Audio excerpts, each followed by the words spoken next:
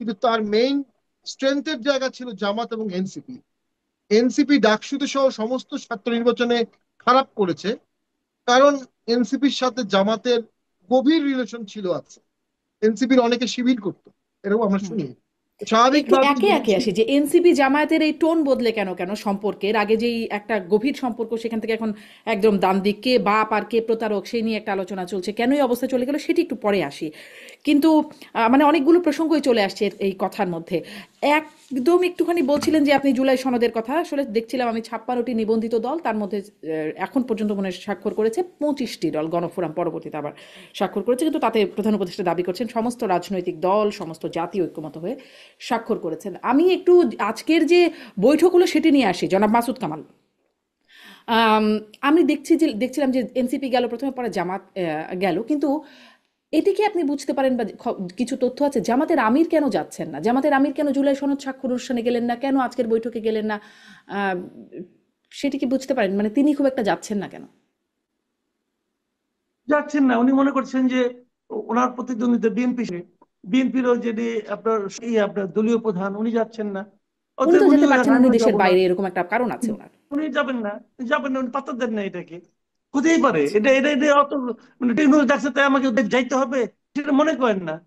Doctor ইউনূসকে ওই মাপের leader, ওই মাপের মনে করেন না, যান নাই, কোনো সমস্যা নাই তো। বিষয়টা হলো কি, আপনাকে দেখেন এই যে এই বৈঠকটা নিয়ে আলোচনা করি। দেখেন কালকে বিয়ে গেল, আজ দুটো দল গেল।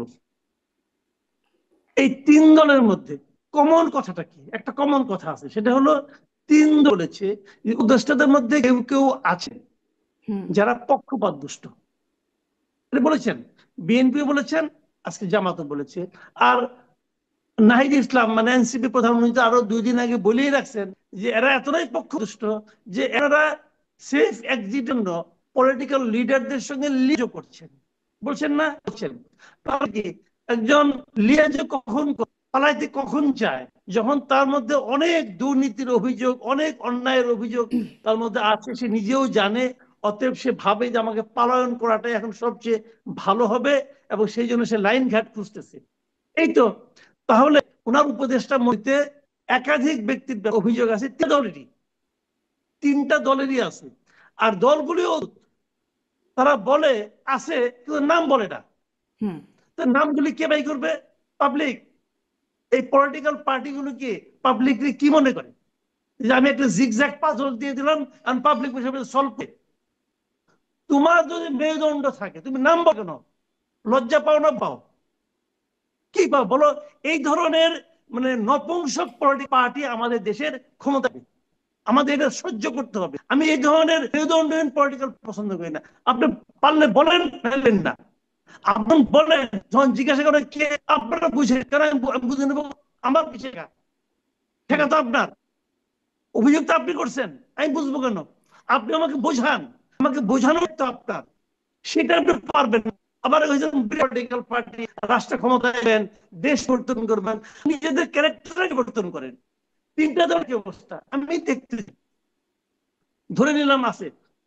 যদি বলে আপনার তো ভাই নাম নাই, আমি তো বুঝতে পারছি না কে বাদ দিব, তখন তারা কি ডক্টর বলতেই পারে হুম। আমার তো বোধ বুদ্ধি দিচ্ছেন না, কার কথা বলতেছেন, কাজে আমি কারে বাদ দিইনি।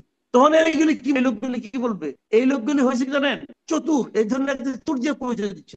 এরা বলার চেষ্টা করছে পরে যাকে হারবে, ঝামেলা করবে। আমি আগেই বলেছিলাম ওখানে কতগুলো সমস্যা আছে, সমাধান করলেন না কেন?